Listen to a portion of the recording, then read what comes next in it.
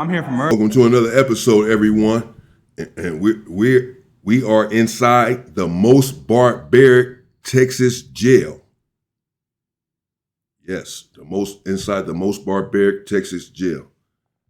And I'm curious as to what kind of murder this individual is accused of committing. In fact, he admits to it. But for them to keep him in protective custody, which is what he just alluded to, because of this murder, it must have been a gruesome one or one that's, disallowed there in prison. For his life to be in danger over this murder, many people in prison have murder charges. So why is his life in danger over murder unless he, did something to a little child, an elderly person, something like that? The victim asked some woman. You gotta do better, bro. No, she wasn't just some woman. She was someone's loved one, a mother, a daughter, a sister, an auntie, a friend, a human being, a friend to the earth. If nothing else. Not just some woman. She deserved to live. You took her life. Not just some woman. You gotta do better. At this point, no wonder your ass is up in there. In PC. Not in prison, but hiding out in protective custody. Yeah, because you killed some woman. And the people in there, they don't like that. They don't like the fact that you killed this woman. So, because as I said, a killing itself is no reason to go into protective custody. Many people are in there for killings, multiple killings even. They don't go to protective custody. You have to be in there if you are in there for a killing in prison and then you go to protective custody. It must be a reason. The killing that you committed is one that the inmates there take umbrage to. They're going to take offense to this killing and look to kill you. So I already knew when he said that he was in protective custody to protect him from the people who may want to do him harm because of the killing that he's in there for. It has to be some sort of killing that's in disagreement and disalignment with the rules. And killing some woman on the street, it's certainly that. That was probably someone's mother. Yeah. No, she was not just some woman on the street. She was a human being whose life you took. That's what they call them, even in the LA County Jail, trustees. In prison, you call them a porter. Got a porter job. Sweep and mop, pass out the trays, what have you.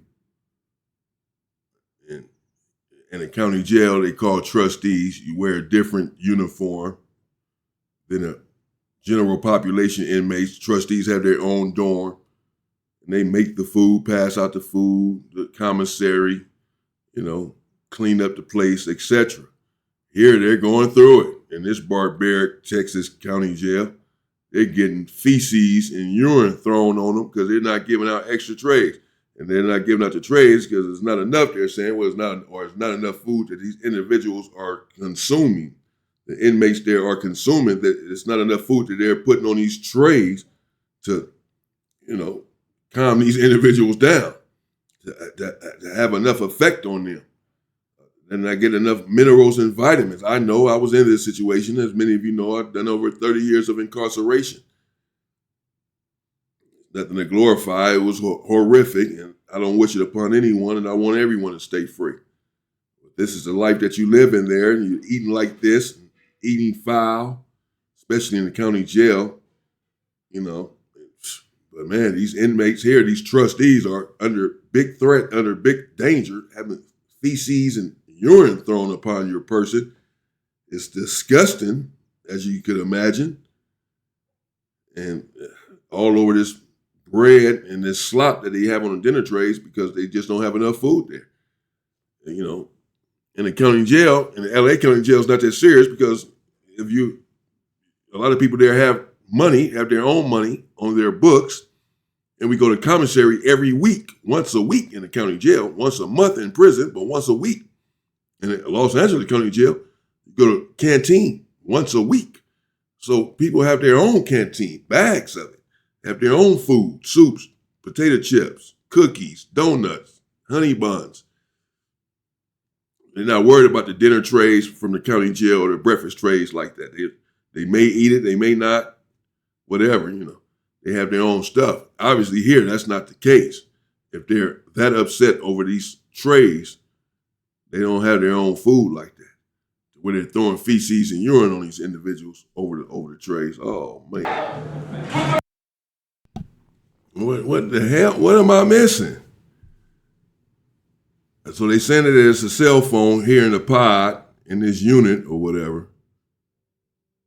This unit is filthy, as you can see. Look at the floor that they laying on, that they have to lay on. The table is not that dirty, but the floor is off-colored or filthy, nasty, whatever.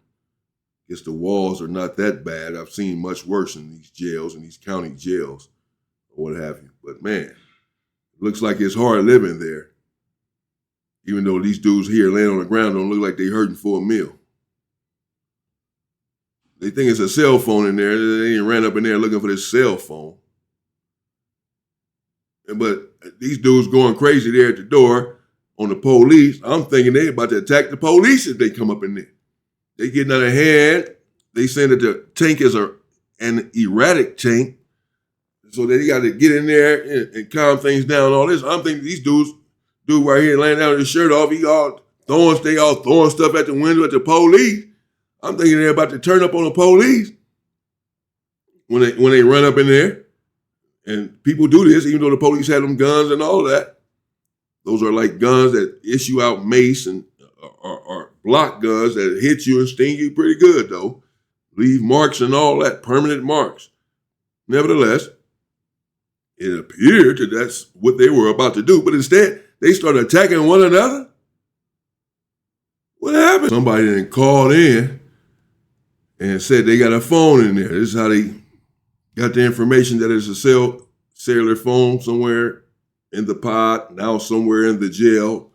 Supposedly they didn't pass the phone off, but what did he just say? A woman called. Someone is calling, threatening her or harassing her or something, so she called. Oh, man. Yeah, y'all about to blow the whole operation. And this is what you're up against. Y'all here committing crimes like I was doing, and you have no money. Obviously, at his age, unless your family has money, he doesn't have any money. He's not even old enough to be a pro football player, basketball player, or a doctor, or a lawyer, or a scientist, or a rocketist, or whatever. He's not old enough to be an entrepreneur. And he doesn't have any money of his own. And so if his family doesn't have any money, then he's in trouble. He's on his own. Such is the case, obviously, because, as they just alluded to, he has a public defender, a public pretender. This is who he is hinging his life upon. This is who has to save his life, a public defender who works with the system. Good luck with that. He's 19, faced with a lifetime of imprisonment right now. He's in a very horrific situation. The judge doesn't look like she's playing. As soon as he walk in, she got a certain look on her face. Look at her. She get right to business. She's not finna play at all. I can already see that. Good luck to this dude with this, man. This county jail is horrible, though. Wow. It's not as bad as the LA County jail, I don't think. In certain ways, they both have their ways, obviously. But this judge, let's see, man, because it look like she about to get on this dude, this young dude. He been in there, so he's 19. They say he's been in there for 2 years already. So he's been in there since he was 17, facing the rest of his life. Starting from 17 on. I mean, did they say what crime it was? If so, I missed it. Must be something serious if he's facing life in prison at 17 years old. 19 now, but 17 when the crime was committed, obviously. I mean, he's been in there for 2 years, they said. Oh, young man. Life could be over right now with this judge and with his decision, or whatever. We have to think before we act, people, everyone. Be smart. Let's see what happens. Wow. Well, Okay, there you have it, 20 years. They had offered 25. He said they never offered 25. But apparently they offered 25 and he said no. He probably just misspoke, misunderstood. Was probably meaning to say, well, I never, was willing to accept the 25. I don't know. But either way, they did. He said that he would take the 20, and they came down to the 20. But you can already see the judge seemed a bit annoyed because she was saying, they came down to the 20, and then you say you wanted 17. Is that right? I knew then she wasn't about to give it to him because the judge can override the prosecution. The judge could have said, I'll give you the 17. Yes, she could have. I don't know what his case was or whatever, but it went from 25 years to 20. The judge could have said that, not that she had to, or again, I don't know the circumstances of his case. Maybe the judge looked at his case and said, no way. Maybe he's lucky that she even agreed to give him the 20. Because I've seen judges, the prosecution offers a deal or a recommendation and the judge says no. So they have the authority to accept or reject the prosecution's deal. And to put their own judgment on it. The judges do. Yes, indeed. Absolutely. Not to say that he deserved it or that she was ever going to do it in this case. She never was, clearly. But, okay, 20 years was in life, whatever he did. It's about to go off. Yeah, and you made it home. And you're about to make it home safely as well. Officer Nichols or whatever the heck your name is. That's what also makes a good day. There you have it. Wow.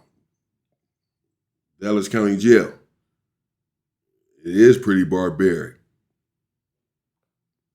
You have to be careful. That young man got 20 years, 19 years old.